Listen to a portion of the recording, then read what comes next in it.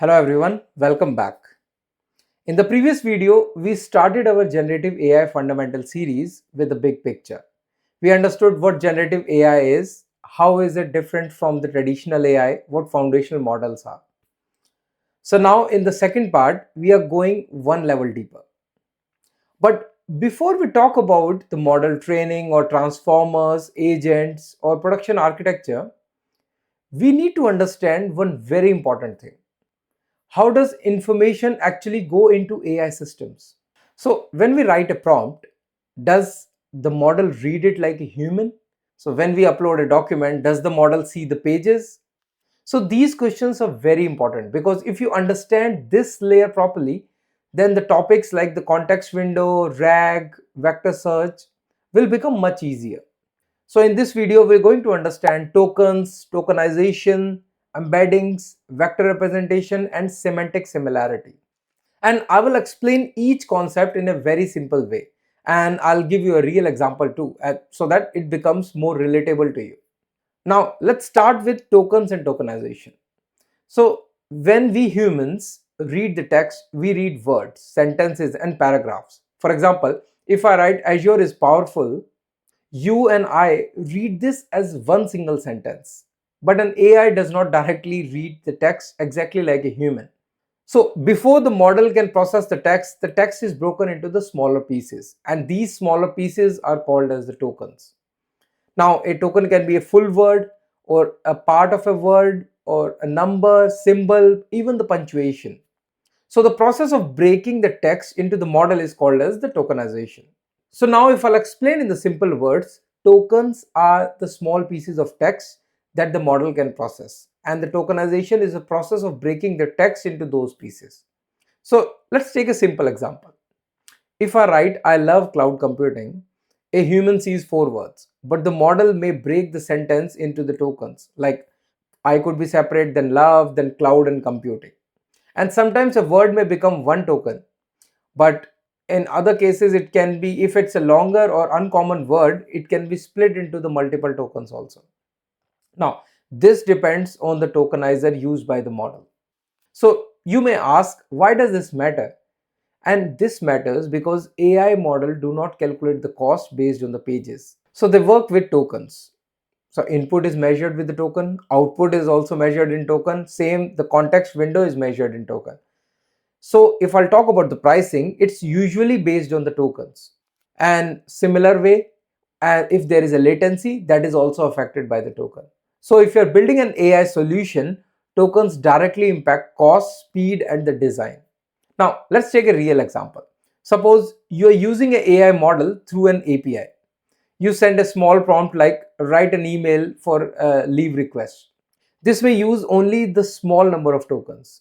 But if you send a 100-page policy document with the same question, the model needs to process the thousands of tokens, and which means, of course, more cost. And not only the cost, it means more delay also because it has to process the whole document.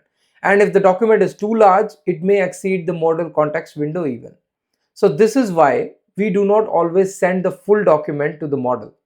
Now in the real projects, we usually break the document into chunks.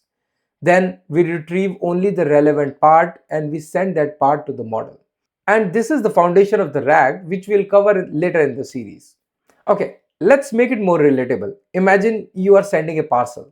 Now, so the courier company doesn't only care about the box, they care about the weight, how heavy is it. And it's not that the big box can be heavy, the small box can be heavy too. So same way, AI does not care about the document is 10 pages or the 100 pages. It cares about how many tokens it needs to process.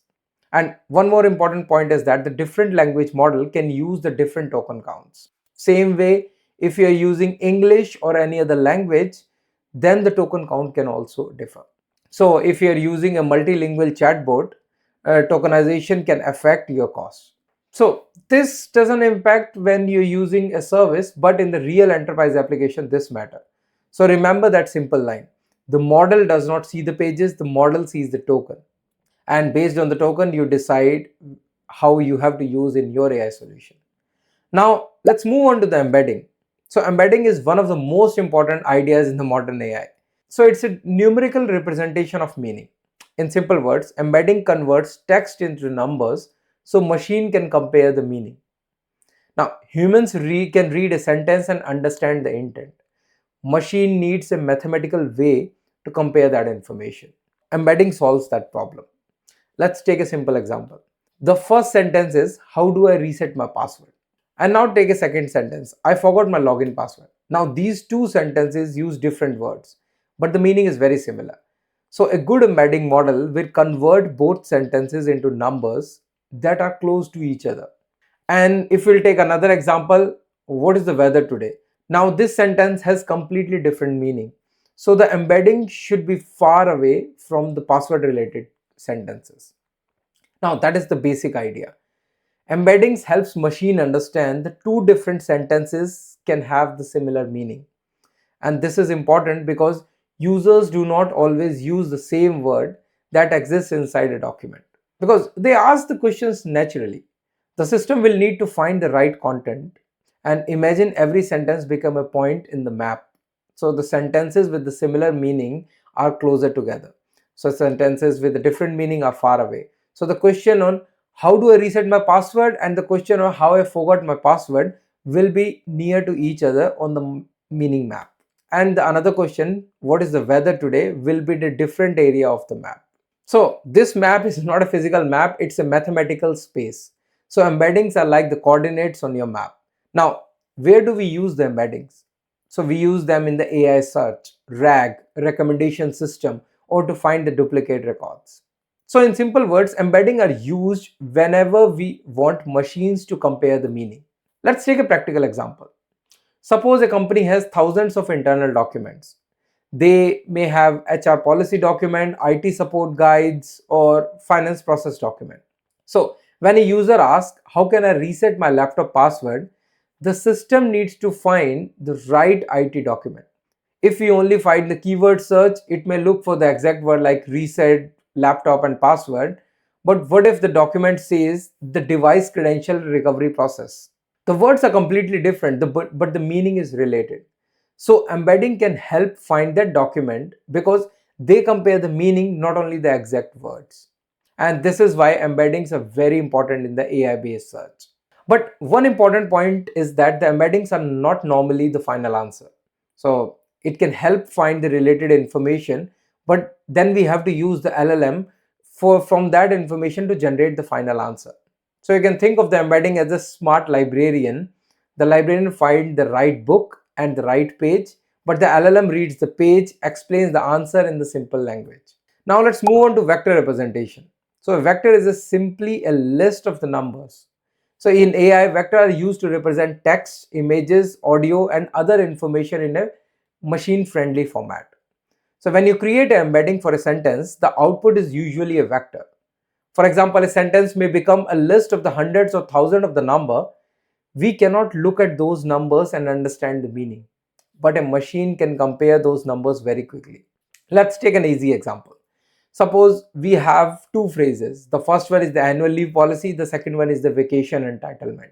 Now, these are different words, but in the meaning they are related. A good embedding model will create a vector representation that are close to each other. And this helps the system retrieve the right policy even when the users doesn't use the exact word from the document. So a vector is like a machine readable identity for a piece of content.